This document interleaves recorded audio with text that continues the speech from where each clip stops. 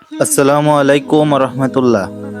সম্মানিত দর্শকবৃন্দ, আশা করি আল্লাহর অশেষ রহমতে আপনারা সবাই ভালো আছেন এবং সুস্থ আছেন। গত এপিসোডে আমরা আলোচনা করেছিলাম হযরত আবু বকর রাদিয়াল্লাহু তাআলা আনহু এর খিলাফত লাভ সম্পর্কে। আজকে আমরা হযরত আবু বকর রাদিয়াল্লাহু তাআলা আনহু এর খিলাফতকালে কিছু গুরুত্বপূর্ণ ঘটনাবলী ঘটে, সেই ঘটনা সম্পর্কে আজকে আমরা আলোচনা করব। তো চলুন শুরু করা যাক। ভিডিওটি স্কিপ না করে সম্পূর্ণ দেখার অনুরোধ রইল। হযরত আবু বকর সিদ্দিক রাদিয়াল্লাহু তাআলা আনহুকে মুসলিম বিশ্বের প্রথম খলিফা নিযুক্ত করা হলো।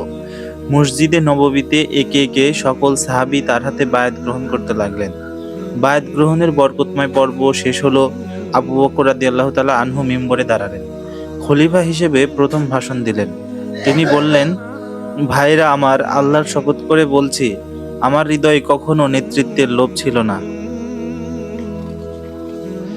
আমি আল্লাহর কাছে কখনো এই নেতৃত্বের জন্য দোয়া করিনি, কিন্তু ফিতনার আশঙ্কা রোধ করতে, বিবাদ বিশৃঙ্খলা দূর করতে আমি এই দায়িত্ব গ্রহণ করতে সম্মত হয়েছি। ভাইয়েরা, আপনারা আমাকে অভিভাবক বানিয়েছেন। আপনাদের সকল দায়িত্ব এখন আমার স্কন্ধে, অথচ আমি আপনাদের মাঝে সর্বশ্রেষ্ঠ নই। আমি যদি ভালো কাজ করি তাহলে আপনারা আমার আনুগত্য করবেন, কিন্তু আমি যদি সত্য থেকে বিমুখ হই, পথ চলতে বিভ্রান্ত হই, তাহলে আপনাদের দায়িত্ব হলো আমাকে সঠিক পথ দেখানো। সত্য হলো আমানত, মিথ্যা হলো খেয়ানত। আপনাদের দুর্বল ব্যক্তিও আমার কাছে সবল, যতক্ষণ না আমি তার প্রাপ্য অধিকার বুঝিয়ে দেই। আর আপনাদের সবল ব্যক্তি আমার দৃষ্টিতে নিতান্ত দুর্বল, যতক্ষণ না আমি অন্যদের হক তার থেকে আদায় করি। যদি আমি আল্লাহ ও তার রাসূলের অনুগত থাকি, তাহলে আপনারাও আমার অনুগত থাকবেন। যদি আল্লাহ ও তার রাসূলের অবাধ্য হই, তাহলে আমার আনুগত্য করা আপনাদের জন্য আবশ্যক নয়। সাহাবীরা মনোযোগ দিয়ে এই খুতবা শ্রবণ করলেন। এই ভাষণ, এই বর্ণনা ভঙ্গি তাদের কাছে অনাকাঙ্ক্ষিত ছিল না। তারা ভালো করেই জানতেন নবুয়তের ধারা বন্ধ হয়ে গেছে। এখন যিনি রাসূল সাল্লাল্লাহু আলাইহি ওয়াসাল্লামের স্থলাভিষিক্ত হবেন, তিনি কেবল আল্লাহ ও তার রাসূলের হুকুমই বাস্তবায়ন করবেন। তার আনুগত্য ততক্ষণ পর্যন্তই আবশ্যক যতক্ষণ তিনি নিজে আল্লাহ ও তার রাসূলের আনুগত্য করবেন। তারা জানতেন আবু বকর রাদিয়াল্লাহু তাআলা আনহু তাদের মাঝে সর্বোত্তম ব্যক্তি।